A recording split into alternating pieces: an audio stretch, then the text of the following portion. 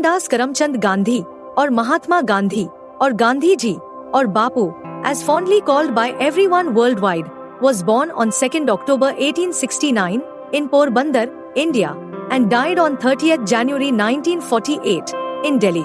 Gandhi Ji was a lawyer, politician, social activist, and writer who became the leader of the freedom movement against the British's rule in India. Is loved so much that he was called the father of the country that is India. Gandhi Ji is internationally renowned for his invention and mastery of non-violent protest to achieve political and social changes. Gandhi Ji was the youngest child of his parents. His father, Karamchand Gandhi, was the Dewan of Porbandar, the capital of a small state in western India, in what is now Gujarat state. Gandhi Ji's mother was Putlibai, who was a completely religious person, did not care much for finery or jewelry, and divided her time between her home and the temple. Most of his early beliefs he learned from his mother, which are ahimsa, non-injury to all living beings, vegetarianism, fasting for self-purification, and mutual tolerance between followers of diverse beliefs and faiths. The educational facilities at Porbandar were basic. In the primary school that Mohandas attended, the children wrote the alphabet in the dust with their fingers. Though Mohandas occasionally won prizes and scholarships at the local schools, his record was of an average student. One of the terminal reports rated him as good at English, fair in arithmetic and weak in geography, conduct very good with bad handwriting. Later on, he practiced much to improve his writing and taught everyone to have nice, beautiful handwriting. At the age of 13, he got married to Kasturba Gandhi, who was born on 11 April 1869 in Porbandar, India, and died on 22 February 1944 in Pune. She was also an Indian political activist who was a leader in the struggle for civil rights and independence from British rule in India. Due to the marriage, he had to lose a year at school. Gandhi Ji was a simple child. He was not smart either in the classroom or on the playing field. He loved to go out on long walks alone when he was not taking care of his sick father or helping his mother with her household work. His teenage years were probably no better than that of most children of his age and class. What was extraordinary was the way his youthful transformation happened after that. One day, after reading the stories of Prahlad and Harishchandra, he was impressed by the stories so much that he followed the path of self-improvement that led him on the path of truthfulness and sacrifice. In 1887, Mohandas passed through the matriculation examination of the University of Bombay, now the University of Mumbai, by just crossing the passing marks, and joined Samladas College in Bhavnagar. As he had to suddenly switch from his native language, Gujarati, to English, he found it very difficult to follow the lectures. Meanwhile, his family was debating his future. He intended to be a doctor, but besides the Vaishnava faith not allowing vivisection, it was clear that if he was to keep up the family tradition of holding high office in one of the states in Gujarat, he would have to be a barrister. That meant a visit to England, and Mohandas, who was not too happy at Samladas College, quickly agreed with the proposal. But there were several hurdles to be crossed before the visit to England. His father had left the family little property. Moreover, his mother was not ready to send him to so far distant country. One of his brothers arranged the necessary money, and his mother's doubts were satisfied when he promised that, while away from home, he would not touch wine, women, or meat. Finally, he left for England in September 1888, where he joined Inner Temple, one of the 4 London law schools. When he was in London, he took his studies seriously and joined a public speaking practice group. Gandhi Ji tried to brush up on his English and Latin by taking the University of London matriculation examination. The sudden change from the half-rural atmosphere of Rajkot to the city life of London was not easy for him. He became a member of the London Vegetarian Society, attending its conferences and contributing articles to its regular magazines and journals. In the boarding houses and restaurants of England, Gandhi Ji met not only people interested in food but also some other men and women who introduced him to the Bible and, more importantly, the Bhagavad Gita, which he read for the first time in its English translation by Sir Edwin Arnold. He also met socialists and humanitarians such as Edward Carpenter, Fabians such as George Bernard Shaw, and theosophists such as Annie Besant. Gandhi Ji returned to India in July 1891. His mother had died in his absence, and he was surprised to discover that the barrister's degree was not a guarantee of a good career. The legal profession was already having too many lawyers, and Gandhi Ji was much too diffident to make his way into it. In the very first brief, he argued in a court in Bombay, but he couldn't fight the case properly. He was turned down even for the part-time job of a teacher in a Bombay high school. After that, he returned to Rajkot to make a simple living by drafting petitions for litigants. Even that employment was taken away from him when he irritated and made angry a local British officer. Then, as a matter of relief in 1893, he got the not too attractive offer of a year's contract from an Indian firm in Natal, South Africa, which he readily accepted. Gandhiji has sadly experienced the racial discrimination practiced in South Africa. In a Durban court, he was asked by the European magistrate to take off his turban, which he refused and left the courtroom. A few days later, while traveling to Pretoria, he was cruelly thrown out of a first-class railway compartment and left shivering at the rail station in Pietermaritzburg. Those humiliations were the daily events of Indians in Natal, who had learned to accept them with the same sadness with which they accepted their very low earnings. After this, he would not accept injustice in South Africa. He would defend his dignity as an Indian and as a man. In July 1894, when he was barely 25 years old, he changed almost overnight into a proficient political campaigner. In 1894, he founded the Natal Indian Congress, of which he became the secretary. He flooded the government, the legislature, and the press with closely reasoned statements of Indian grievances. In 1896, Gandhiji returned to India to take along with him his wife, Kasturba, and their two oldest children and to gather support for the Indians overseas. He met prominent leaders and requested them to address public meetings in the country's main cities. Unfortunately for him, wrong versions of his activities reached Natal and angered its European population. On landing at Durban in January 1897, he was assaulted by a white mob. Gandhiji was not the man to keep a grudge. On the outbreak of the South African War in 1899, he argued that the Indians, who claimed the full rights of citizenship in the British Crown colony of Natal, were duty-bound to defend it. He raised an ambulance corps of 1,100 volunteers, out of whom 300 were free Indians and the rest laborers. It was Gandhiji's task to instill in them a spirit of service to those whom they regarded as their oppressors. The Indians held a mass protest meeting at Johannesburg in September 1906 and, under Gandhiji's leadership, took a pledge to oppose the wrong ordinance. Thus was born Satyagraha, which is devotion to truth, a new technique for opposing wrongs through inviting, rather than inflicting, suffering, resisting adversaries without rancor, and fighting them without violence. In the final phase of the movement in 1913, hundreds of Indians, including women, went to jail, and thousands of Indian workers who had struck work in the mines bravely faced imprisonment and even shooting. It was a tragic time for the Indians, but it was also the worst possible advertisement for the South African government. Finally, it fell under pressure from the governments of Britain and India and accepted a compromise with Gandhiji. Gandhiji was a follower of a life of simplicity, manual labor, and self-help. In 1904, after reading John Ruskin's Unto This Last, a critique of capitalism, he set up a farm at Phoenix near Durban where he and his friends could live. 6 years later, another colony grew up under Gandhiji's care near Johannesburg. It was named Tolstoy Farm in respect to the Russian writer, whom Gandhiji admired a lot.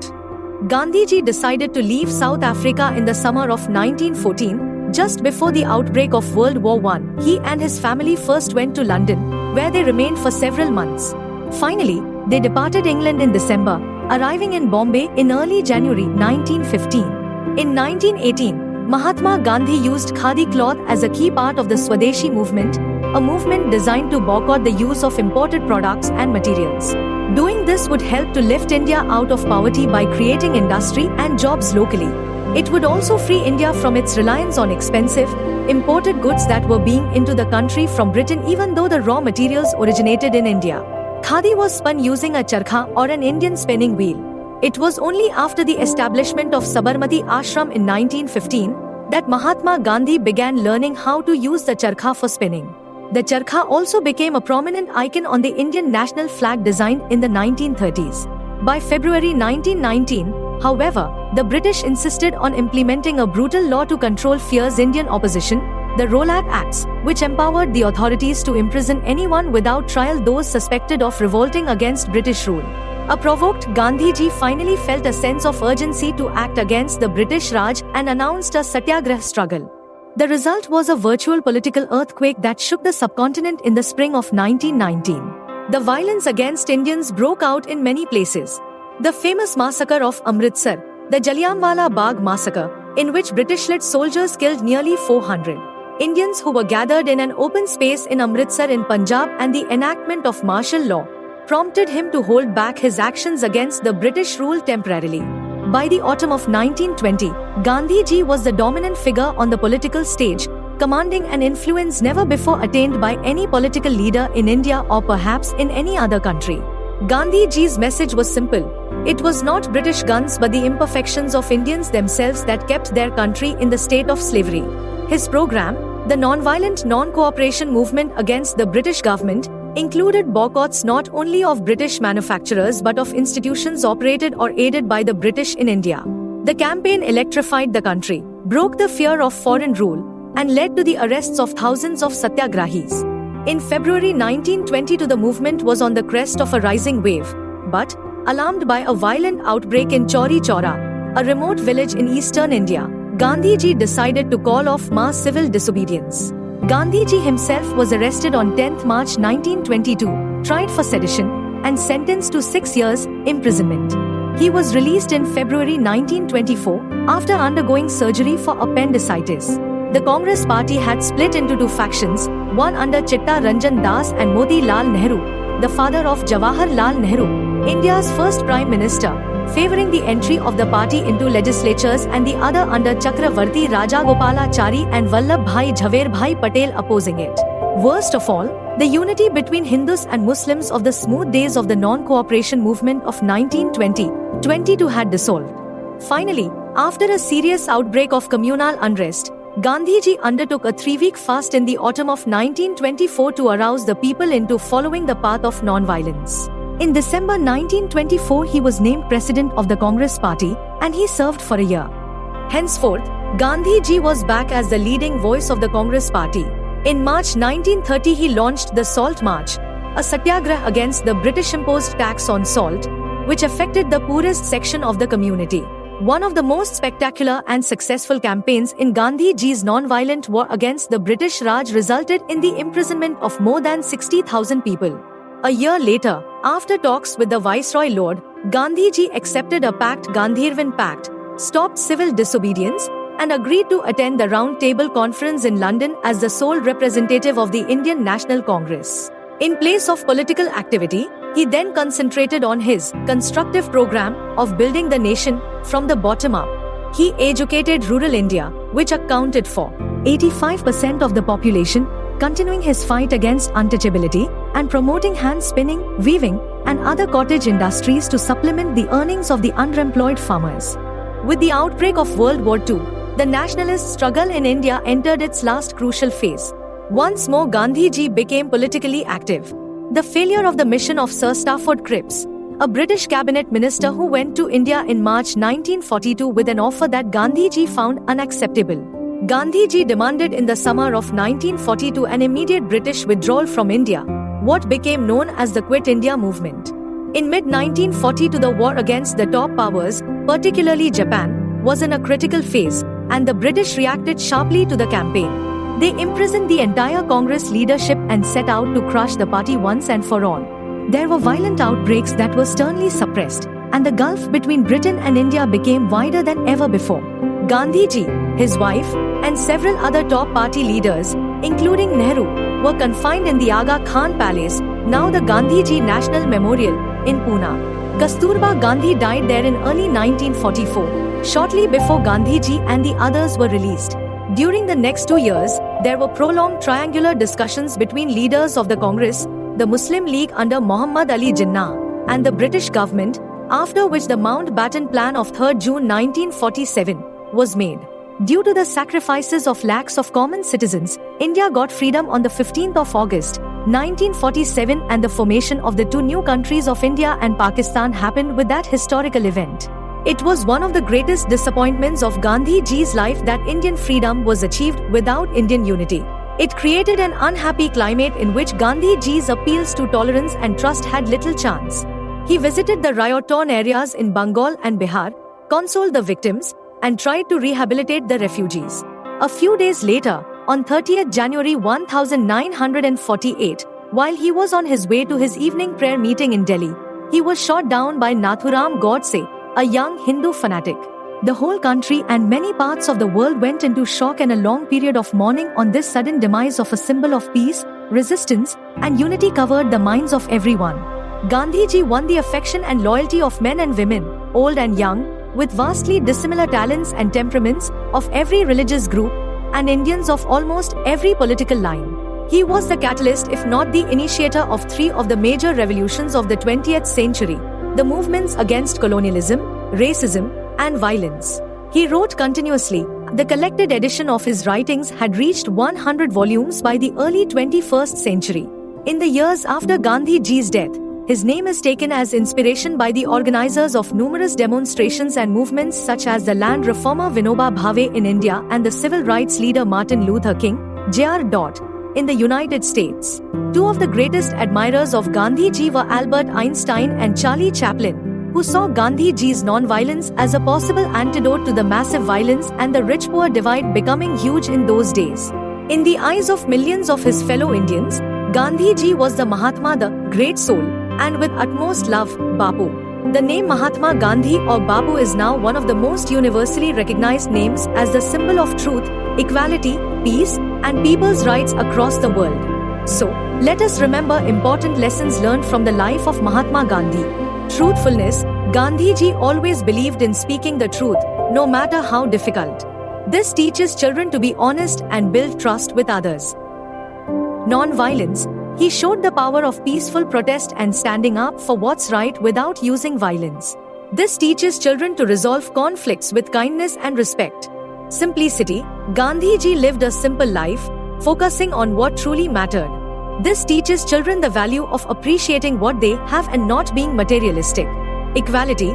He fought for equal rights for everyone, regardless of religion or background. This teaches children to be inclusive and treat everyone with respect. Determination.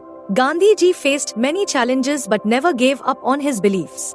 This teaches children to be persistent and chase their dreams. Think about something important to you. How can you stand up for what you believe in? Peacefully, of course. Share your ideas in the comments below, and let's all be followers of the ideas of Bapu, making the world a kinder, more peaceful place. Hope you liked the video, and please like, share, and subscribe to this channel for more educational and inspirational stories.